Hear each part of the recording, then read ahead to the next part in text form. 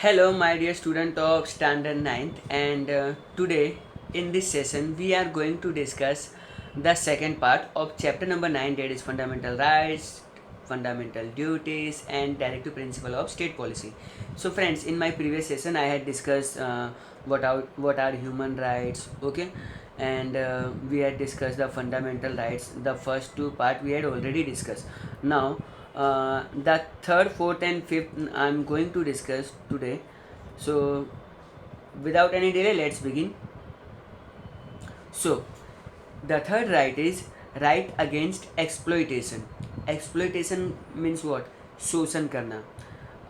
अपनी जो higher position होती है उसका एडवांटेज लेके दूसरे इंसान को परेशान करना, समथिंग लाइक दैट. ओके, से for example a person he is a owner of the company, वो अपने एम्प्लॉय से ज़्यादा काम करवाता है, डेट इज़ कॉल्ड एक्सप्लॉइटेशन. उनको कम पगार देता है, इवन उनको पैसे भी ना दे, that is comes under the exploitation. Okay, एक आदमी है जो दूसरे पर्सन से पैसे मांगता है बट उसने पैसे नहीं दिए तो उसके बच्चे को अपने यहाँ पे रख के काम करवाता है, तो ये सब एक्सप्लॉइटेशन के अंदर आता है. ओके, एंड ये हमारा जो कंट्री है वो एक्सप्लॉइटेशन फ्री कंट्री होना चाहिए. That is what their thinking is. Okay, so इसमें हमारे कॉन्स्टिट्यूशन में हमने राइट अगेंस्ट एक्सप्लॉइटेशन भी हमने ऐड किया है. अच्छा, इसके अंदर क्या क्या चीज़ें आती हैं? ह्यूमन ट्रैफिकिंग, डटगरी, slavery, forced labour are ban. इन सबको बैन कर दिया गया है. फोर्स लेबर यानी ज़बरदस्ती मजदूरी करवाना, स्लेवरी यानी किसी को गुलाम बना लेना. आप पुरानी मूवीज़ में या सीरियल्स में देखते होंगे. मुझे याद है अलिफ लैला एक सीरियल आया करता था, ये 500 सरफिया और ये मेरा गुलाम आज से something like that. Human trafficking करना यानी बॉडी के पार्ट्स बेच देना, है ना. डॉक्टर्स, आप लोगों ने बहुत बार इसे सावधान इंडिया में देखा होगा कि डॉक्टर्स ने बंदे को बिना पूछे उसकी किडनी निकाल के बेच दी. इवन कई बार तो बच्चों को भी बेच दिया जाता है दूसरे कंट्रीज में. सो ये सब एक्सप्लॉइटेशन ना हो इसलिए हमने इसको अपने कॉन्स्टिट्यूशन में इंक्लूड किया गया है. अच्छा, आपको ऐसा करता हुआ पाया गया तो it's a violation of the rights and उसको पनिश किया जाएगा. ओके, पनिशेबल ऑफेंस बनता है. सो जो इलीगल ट्रेडिंग होती है चिल्ड्रंस एंड वुमेंस की, फोर्स लेबर की, स्लेवरी की, तो इन सबको ख़त्म कर दिया गया है because of this right. Okay, so हम लोग किसी भी इंसान से काम करवा सकते हैं तो उसको एक मिनिमम वेज तो देना ही चाहिए, जो उसका मिनिमम एज होता है. से फॉर एग्जांपल अगर हमारे आसपास में कोई कंस्ट्रक्शन वर्क चल रहा है जहाँ पे जो लेबर आते हैं तो उनका मिनिमम लेबर सपोज कर लो कि 300 रुपीज़ अ डे है, एज्यूम कर लो. ओके, क्या चलता है मुझे नहीं पता बट एज्यूम कर लेते 300, तो आप उसको 300 से कम पेमेंट नहीं दे सकते. ओके, चाहे बार्गेनिंग ही क्यों ना करो लेकिन 300 से कम नहीं दे सकते. अब डिपेंड करता है, अगर वो थोड़ा अच्छा स्किल वर्कर है, टाइल्स वाइल्स लगा सकता है तो वो 700 तक भी चार्ज करते हैं. ओके, समथिंग लाइक डेट, तो 1000 तक भी चार्ज कर सकते हैं डिपेंडिंग कि वो कितना निगोशिएशन कर सकते हैं. बट एक मिनिमम क्राइटेरिया होता है ना, आप उसके नीचे नहीं जा सकते, अदरवाइज लेबर लॉ का वायलेशन होता है एंड अगेन पनिशेबल एक्ट बनता है. अच्छा, हमारे कॉन्स्टिट्यूशन ने एक लॉ बनाया है कि 6 to 14 ईयर्स के बच्चों को राइट टू एजुकेशन है. मीन्स उनसे हम लोग काम नहीं करवा सकते 14 ईयर्स से नीचे के बच्चों को. एंड स्पेशली जो हैजार्डस वर्क होते हैं लाइक फैक्ट्री के अंदर माइनिंग करना, है ना, कुछ ऐसे प्रोफेशन होते हैं जो डेंजरस होते हैं, जैसे कि हम लोग दिवाली के लिए क्रैकर्स बनाते हैं तो ऐसे जगहों पे करवाना नहीं चाहिए. गैराज में काम करवाना, है ना, छोटू चाय लेके आ, आपने ये वर्ड बहुत बार सुना होगा. ओके, होटल्स के अंदर, और कई बार तो उनको एज ए सर्वेंट रखा जाता है ना. सो ये सब नहीं करवाना चाहिए एंड ये चाइल्ड लेबर एक्ट के अंदर प्रोहिबिशन में आता है और ये अगर कोई करवाता है तो पनिशेबल एक्ट है. अब एक चीज़ सोचो कि ये जो रियलिटी शोज आते हैं यहाँ पे बच्चे डांस करते हैं, है ना, एक तरह से उनको भी तो मतलब टॉर्चर किया जाता है ना कि ये डेट को एपिसोड टेलीकास्ट होने वाला है, एनी हाउ आपको डांस सीखना पड़ेगा. कई बार तो मैंने ये भी सुना है कि उनको बच्चों को मारा पीटा भी जाता है. तो क्या ये उसके अंडर में नहीं आता है? वेल, ये उसमें नहीं आता है. क्यों? क्योंकि वहाँ पे बच्चा अपना टैलेंट दिखा रहा है एंड कोई भी ऐसा वर्क जिससे बच्चा अपना टैलेंट दिखाता है तो वो उसको अलाउड है. बट उसके भी एक स्टैंडर्ड सेट किए गए that you can't take work out of them more than 4 hours. इन्हें 4 आवर्स ही दिन में दे सकते हैं, बाकी टाइम तो अपनी पढ़ाई वढ़ाई करेंगे, है ना. क्वेश्चन आंसर लर्न करेंगे, मेरे वीडियो लेक्चर्स देखेंगे। एनी हाउ आगे बढ़ते हैं। सो ये सब उसमें किया जाता है। एंड हाँ, बच्चे का टैलेंट है तो उसको दिखाने का राइट है, लेकिन वहाँ पे भी वो 4 घंटे से ज़्यादा वर्कआउट नहीं कर सकता है। अच्छा, इस राइट का मेन मकसद क्या है कि हम लोग अपनी सोसाइटी को एक एक्सप्लॉयटेशन फ्री सोसाइटी बनाएं। ओके। एंड हमको ये भी ध्यान रखना है कि हम लोग किससे भी काम ले रहे हैं, है ना। जिसकी हमारा मिलिट्री सबसे बेस्ट एग्जांपल है। हमारी मिलिट्री कोई भी कास्ट जेंडर नहीं दिखती है ना। उनको बस एक चीज़ समझ में आती है, ये हमारे दुश्मन है, बाकी अंदर अंदर कुछ नहीं होता है। एनी हाउ आगे बढ़ते हैं। हमारा जो नेक्स्ट टॉपिक है right of freedom of religion. मतलब से फॉर एग्जांपल आप लोगों ने मूवी देखी होगी सनी देओल की, अमीषा पटेल होती है, I am not recalling the movie name, Gadar Ek Prem करता। ओके, थैंक्स टू मैम जिन्होंने मुझे बताया।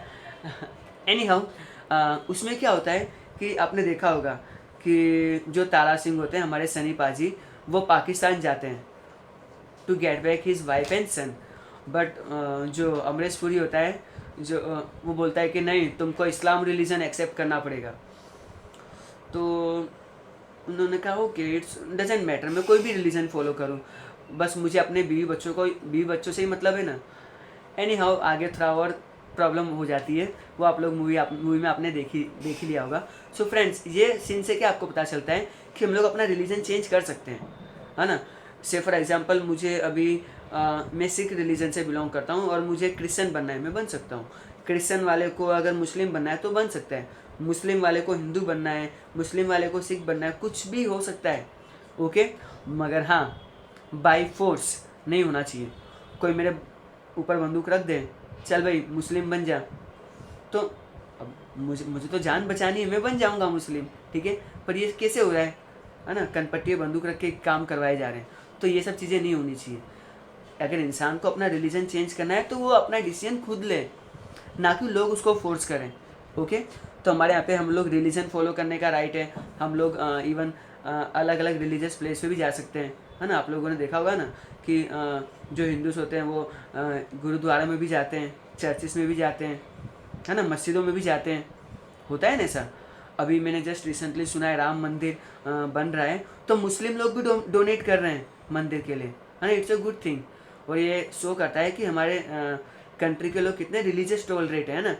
But there are only 1% of the community जो पूरा माहौल ख़राब करके रखा हुआ है। ओके, सो उनको हमको अवॉइड करना है, इग्नोर करना है। ऐसे लोगों को तो कोई इंपॉर्टेंस देना ही नहीं है जो रिलीजन को देश के ऊपर मानते हैं। ओके, सबसे इम्पोर्टेंट देश होता है ना।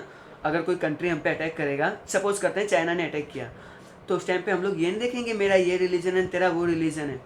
अगर चाइना ने हमको आके ख़त्म ही कर दिया तो रिलीजन भी नहीं बचेगा, हम भी नहीं बचेंगे। सो फाइनली हमको क्या करना है, एक होके रहना है। ओके, इंटरनल मैटर बाद में, पहले कंट्री को बचाना ज़्यादा ज़रूरी होता है। ओके, सो ये इंपॉर्टेंट चीज़ होती है। एंड ऊपर के 2 पैराग्राफ तो मैंने एक्सप्लेन कर ही दिए हैं। एनी हाउ हाँ, अब जो ये रिलीजियस होते हैं, इनको अपना रिलीजन प्रमोट करने का फुल राइट है। वेल, गवर्नमेंट नहीं कर सकती, बट ये लोग खुद से कर सकते हैं। ओके, तो से फॉर एग्जांपल मुस्लिम लोग अपनी उर्दू लैंग्वेज को बचाने के लिए अपने उर्दू मदरसे खोलते हैं, है ना। से फॉर एग्जांपल सिख रिलीजन वाले अपना गुरु ग्रंथ साहिब का भी प्रमोशन कर सकते हैं। सो उनको ये सब अलाउड है, लेकिन गवर्नमेंट डायरेक्टली उनको कोई ग्रांट नहीं देगी। तो पब्लिक डोनेशन से ये लोग चलते हैं एंड उनको पैसे मिलते हैं। ओके, सो वो लोग रिलीजियस मीटिंग कर सकते हैं, रिलीजियस सेरेमनी कर सकते हैं, बट उनको उसके लिए गवर्नमेंट से परमिशन लेनी पड़ती है। ओके, आगे बढ़ते हैं। That is cultural and educational right. Cultural and educational right में क्या आता है, सी हम लोग अपनी अलग अलग लैंग्वेजेस फॉलो करते हैं। से फॉर एग्जांपल एक राजस्थानी फैमिली है तो अपने घर पे राजस्थानी में ही बात करेगी, की होगियो, काई होगियो, ऐसे बात करते हैं वो लोग यूजुअली।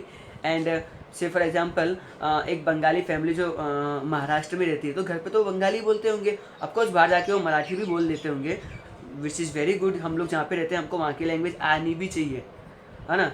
से फॉर एग्जांपल अगर मैं अभी तमिलनाडु में शिफ्ट करता हूँ तो मुझे तमिल थोड़ी बहुत तो आनी चाहिए, और नहीं आती तो मुझे सीखनी भी चाहिए, है ना। तो कहीं मुझे पूछेगा चाय टी, मैं बोलूँगा इल्ले, इल्ले मतलब नहीं। चलो मैंने भी आपको आज थोड़ी बहुत तमिल सिखा दी है। इससे आपको कुछ चीज़ें बेसिकली पता होनी चाहिए, जैसे कि वहाँ के 1 2 3 को क्या बोलते हैं, अन्य नारे जो भी बोलते हैं, एनी हाउ वो आपको थोड़ा बहुत तो नॉलेज होना ही चाहिए। अगर आप कोई पर्टिकुलर स्टेट में जाते हो तो आपको लोकल फ्रूट्स के, वेजिटेबल्स के, एटलीस्ट नमस्ते बड़ा कम कुछ ऐसा ही आई थिंक बोलते हैं, maybe I am wrong है, मुझे इतनी तमिल नहीं आती है, बट एनी हाउ। सो हमारा रिलीजन, हमारी लैंग्वेज, हमारा कल्चर फॉलो करने का हमको फुल राइट है। ओके हम लोग हमारी जो स्पेशल जो राइटिंग होती है जैसे उर्दू होती है, सी यूजुअली हम लोग कैसे लिखते हैं, देखो आप अपनी स्क्रीन पे यू लिखते हैं, उर्दू यू लिखते हैं। हम लोग लेफ्ट से राइट जाते हैं, वो लोग राइट से लेफ्ट जाते हैं। ओके आप लोग इस चीज़ को ऑब्जर्व करना। चलो आगे जाते हैं। एंड अब जो गवर्नमेंट है वो इस मैटर में डायरेक्टली इंटरफेयर नहीं करेगी। ओके एंड हमारी ये कॉन्स्टिट्यूशन में भी लिखा गया है, तो मैं आपको जरा वो मेरी इमेज के नीचे जो लाइन है वो रीड करके बताता हूँ। If any individual appeal to vote on the ground of religion, caste और language, then it is considered as the mal practice as per the act 123 sub section 3। इसको हम लोग सब सेक्शन कहेंगे। सी इलेक्शन जब होते हैं ना, अगर कोई मुस्लिम कैंडिडेट खड़ा होता है, बोलता है सारे मुसलमान भाई मुझे ही वोट देंगे, तो वो ऐसा नहीं कर सकता। आप अपने रिलीजन के बेस पे, अपने कास्ट के बेस पे लोगों से वोट नहीं मांग सकते, है ना। आई यूज टू रिमेंबर कि जो यूपी के जो सीएम हैं, अगेन मैं नाम भूल गया, योगी आदित्यनाथ, यस हाँ, योगी आदित्यनाथ ने एक ऐसी स्पीच दी थी जिसमें कोई पर्टिकुलर रिलीजन की बात कर रहे थे।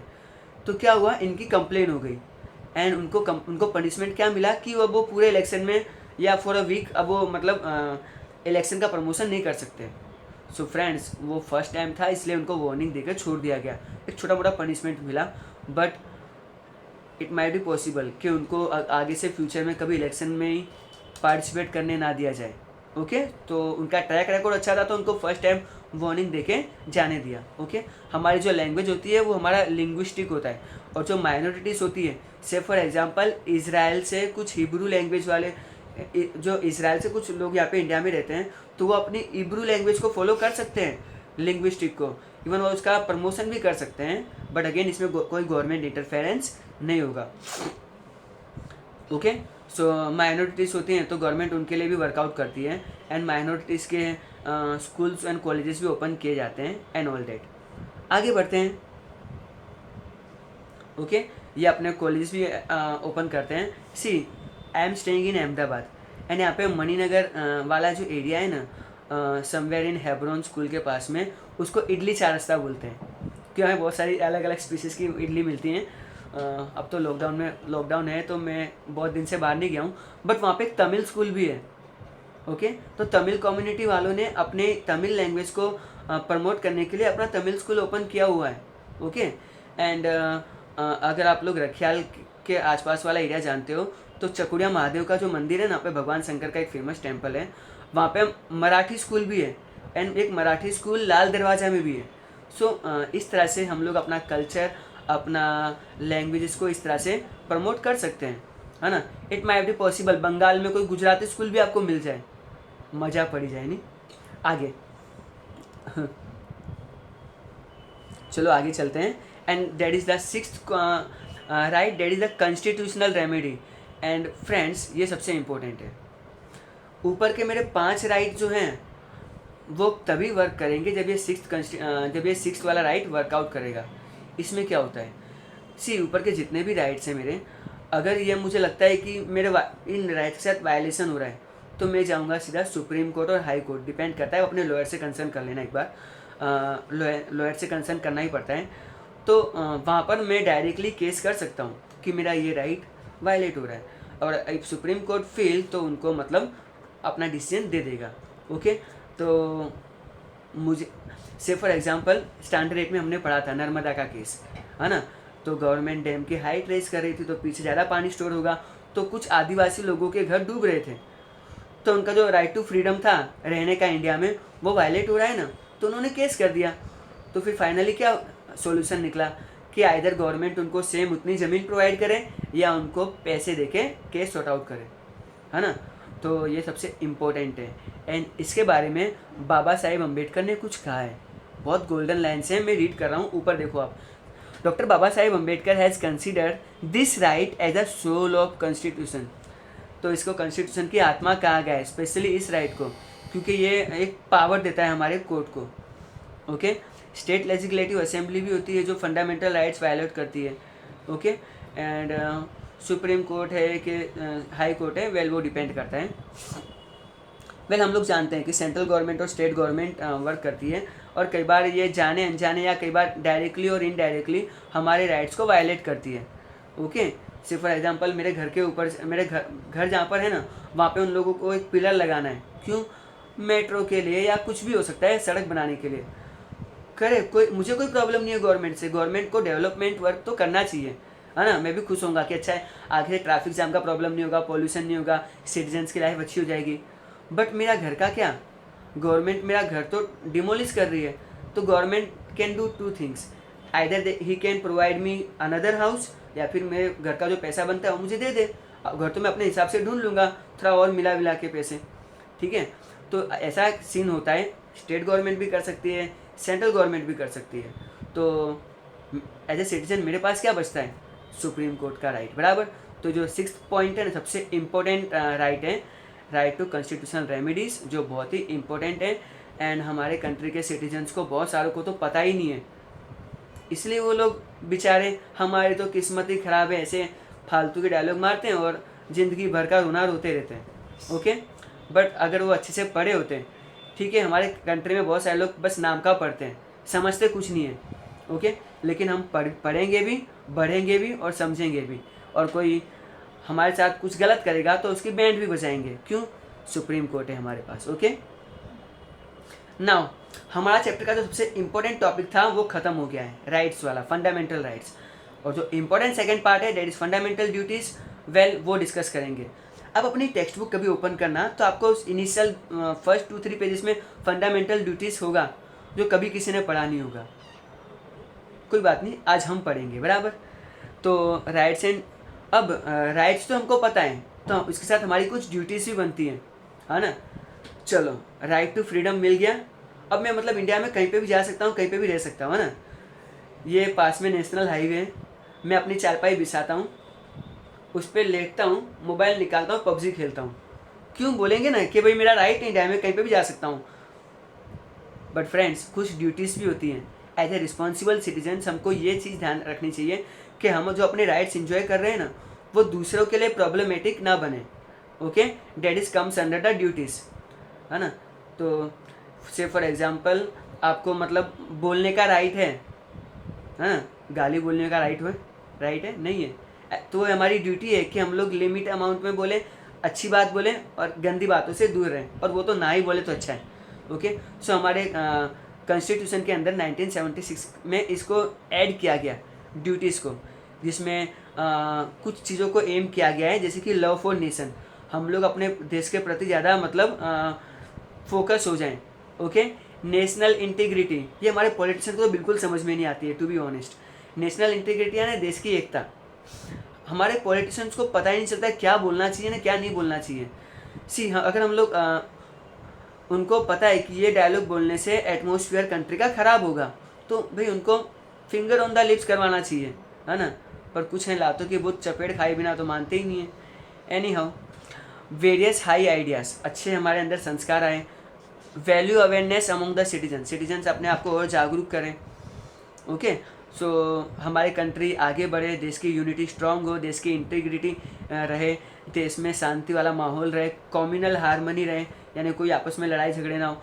इसके लिए हमारी टेक्स्ट बुक में पहले ही फंडामेंटल ड्यूटीज़ को लाया गया है, जो कभी हम लोग टेक्स्ट बुक ही नहीं पढ़ते तो फंडामेंटल ड्यूटीज़ तो भूल ही जाओ। बट एनी हाउ, अब ये ड्यूटीज़ आपको एग्ज़ाम में आएगी, पूछी जा सकती है, आपको आप मार्क्स लूज़ भी कर सकते हो, तो अब तो आपको पढ़ना ही पड़ेगा, ऑप्शन ही नहीं है। एनी हाउ, पहला पॉइंट पढ़ते हैं। To abide by the constitution and respect its idea and institution, the national flag and the national anthem. तो फ्रेंड्स, हमको अपने किसी भी हाल में अपने संविधान को, अपने कॉन्स्टिट्यूशन को रिस्पेक्ट करना है, हमारे नेशनल फ्लैग को रिस्पेक्ट करना है और हमारे नेशनल एंथम को भी रिस्पेक्ट करना है। नेशनल एंथम आया तो मैं खड़े हो जाता हूँ। ओके, सो जब भी नेशनल एंथम बजता है हमको अपनी प्लेस पे खड़े होना है, इन केस आपको कोई बीमारी नहीं है तो, ठीक है। सो नेशनल एंथम को हमको रिस्पेक्ट करना है, नेशनल फ्लैग को रिस्पेक्ट करना है, कहीं पे गिरा हुआ मिले तो उसको उठाना है, उसको साफ करना है ना। अभी 15 अगस्त आने वाला है, सब लोग झंडे खरीदते हैं फिर बाद में अगले दिन फेंक देते हैं। ओके, सेकंड पॉइंट पे आ जाते हैं। To cherish and follow the noble ideas which is inspired our national struggle of freedom. से हमारे जितने भी फ्रीडम स्ट्रगल्स हैं उनकी हमको रिस्पेक्ट करनी है। हाँ, ये आई एम एग्री कि उन लोगों ने अपनी लाइफ में कुछ मिस्टेक्स की हैं। आफ्टर ऑल वो भी तो ह्यूमन बींग्स है ना, मिस्टेक्स हम भी करते हैं, है ना। पबजी में भी हर रोज़ चिकन डिनर कौन लेता है, हर कोई मर ही जाता है क्योंकि सामने कोई एनिमी आके कब कैसे मार जाता है पता ही नहीं चलता है। ओके, से फॉर एग्जांपल हम भी ऐसे ही गलतियाँ करते हैं, बट एनी हाउ वो हमारे फ्रीडम स्ट्रगल थे तो उनके लिए रिस्पेक्ट बनती है। ओके, जवाहरलाल नेहरू, गांधी जी, इन सरदार वल्लभ भाई पटेल, इनकी हम लोग रिस्पेक्ट करते हैं दो उन लोगों ने अपनी लाइफ में बहुत सारी मिस्टेक्स की थी। ओके, तो हमको कभी भी उनको अनाप शनाप नहीं बोलना चाहिए। एंड स्टूडेंट्स, ये मैं आपको एक हम्बल रिक्वेस्ट करता हूँ कि फ्रीडम स्ट्रगल जो किया है ना जिन लोगों ने, उन पे जोक्स क्रिएट ना करो, बराबर। I am feeling very bad जब कुछ लोग गांधी जी पे जोक बनाते हैं। Okay, he is the father of the nation, है ना, तो इस चीज़ को आप दिमाग में रखिएगा। थर्ड पॉइंट पे आ जाते हैं, थोड़ा माहौल सीरियस हो रहा है। To uphold and protect the sovereignty and unity and integrity of the India. Okay, हमको किसी भी हालत में अपने देश की एकता के लिए रेडी रहना चाहिए, है ना। हम लोग को ये नहीं बोलना चाहिए कि हमारा देश हमारे लिए क्या कर रहा है, हमको अपने आप से ये पूछना चाहिए कि हमने देश के लिए क्या किया। Okay, if I am asking what I am doing for my country, well मेरे देश में बहुत सारे बच्चे जिनको मैं पढ़ा रहा हूँ, जिनको मैं नॉलेज दे रहा हूँ, वेल ये मैं प्राउडली बोल सकता हूँ, है ना। बट कुछ ऐसे लोग हैं जिनके पास बोलने के लिए कुछ है ही नहीं, है ना, मुँह छिपाते फिरेंगे ऐसे लोग। पॉइंट नंबर 4 पे आते हैं, माहौल और गर्म हो रहा है। To defend the country and render the national service when called upon to do so. मेरे कंट्री में अभी आसाम में फ्लड आया हुआ है तो मैं क्या करूँगा? वेल मैं दो चीज़ें कर सकता हूँ। पहली चीज़, बहुत सारे लोग बोल देंगे कि पेटीएम कर दो, यहाँ पे डोनेशन कर दो, वहाँ पे डोनेशन कर दो, बट फ्रेंड्स मुझे ना ये चीज़ सही नहीं लगती है, टू बी ऑनेस्ट। ये मेरा पर्सनल ओपिनियन है, बहुत सारे लोग इससे एग्री ना करें। से फॉर एग्जांपल मैंने पेटीएम में पैसे 1000 रुपीज़ डोनेट कर दिए। पेटीएम ये चाइनीज़ है, चाइना वाले पता नहीं उस पैसे को खा जाएं, हो सकता है ना। बट हाँ, PM fund, prime minister fund भी होता है, चीफ मिनिस्टर फंड भी होता है। अगर मैं उसमें डोनेट करूँ तो करना चाहिए, well and good. But PM, कई बार हमारी गवर्नमेंट पे भी ऐसे आरोप लगते हैं कि वो अपने फंड ठीक से यूटिलाइज नहीं करती है और शायद मिनिस्टर्स एंड पॉलिटिशियंस ने पैसे डकार लिए हों। So friends, in my opinion मुझे फॉलो करना चाहिए सिख रिलीजन। सिख रिलीजन वाले जो लोग होते हैं ना, वो पर्सनली वहाँ पे जाते हैं, अपने ट्रक व्रक लेके जाते हैं, वहाँ पे लंगर लगाते हैं और जो लोग फ्लड अफेक्टेड लोग हैं ना उनको खाना खिलाते हैं, उनको चादर और कंबल डिस्ट्रीब्यूट करते हैं। उनकी लाइफ को अच्छा करने के लिए वो लोग सामने पर्सनली जाके हेल्प करते हैं। फ्रेंड्स, अगर आप ये कर सकते हो तो आपको ये करना चाहिए। ओके, पैसे तो सब, अब बहुत सारे फ्रॉड लोग भी आ जाते हैं। से फॉर एग्जांपल मैं कोई प्रमोशन करूँ कि आप इस अकाउंट पे डोनेशन कर दो, लेकिन उसका मोटिव डोनेशन फ्लड वाले लोगों की हेल्प करना ना और कुछ और हो सकता है ना। अभी थोड़े दिन पहले कुछ सेलिब्रिटीज़ के अकाउंट हैक हो गए थे कि आप यहाँ पे इन्वेस्टमेंट कर दो, है ना, और करोड़ों रुपीज़ आ गया ना पैसा सबका पानी में। तो ऐसा होता है। सो हाँ, एज ए सिटीज़न आप अपने देश के लिए जो भी कर सकते हो करना चाहिए, और कभी भी अपने देश के लोग अगर ज़रूरत पड़े तो जाना चाहिए हेल्प करने, है ना। लास्ट ईयर केरला में फ्लड आया था तो बहुत सारे लोग केरला में हेल्प करने गए थे। इस साल आसाम में आया है तो हम आसाम में हेल्प करने जाएंगे, है ना। इवन कुछ लोग तो ऐसा कहते हैं कि मोदी जी चाइना और पाकिस्तान मिलके भी अटैक कर देना तो टेंशन मत लो, हम बहुत पबजी खेल के बहुत एक्सपर्ट हो गए हैं, आप बस हमको बंदूक पकड़ा देना, बाकी तो हम संभाल लेंगे। Any how, it is just a joke, थोड़ा माहौल ठंडा करने के लिए। काफ़ी गर्मा गर्मी हो गई थी ऊपर वाले पॉइंटों में। अब थोड़ा मूड ठीक है। Okay, now we are going to see point number 5, that is to promote harmony and spirit of common brotherhood amongst all the people of India, transcending religion, linguistic and religion or sectional division, to renounce practice derogatory अच्छे से pronounce कर लिया to the dignity of woman. See friends, ये point है ना, अगर आप अपने अंदर ले लेते हो, बिलीव मी, आप एक अच्छे इंसान बन जाओगे. आपको हमेशा ना ऐसी चीज़ें करनी चाहिए जिससे आसपास का माहौल शांत रहे. हमको स्पिरिट ऑफ ब्रदरहुड डेवलप करनी चाहिए, है ना. स्पिरिट ऑफ ब्रदरहुड यानी सी देर आर सर्टन पीपल जो लोग नहीं समझते पर तो भी हैं तो हमारे भाई ना. ओके, तो से फॉर एग्जांपल यहाँ पे मैं एक छोटा सा एक एग्जांपल दूंगा. C prime minister Narendra Modi जब वो पावर में होते हैं ना, तो वो पूरे कंट्री के प्राइम मिनिस्टर होते हैं.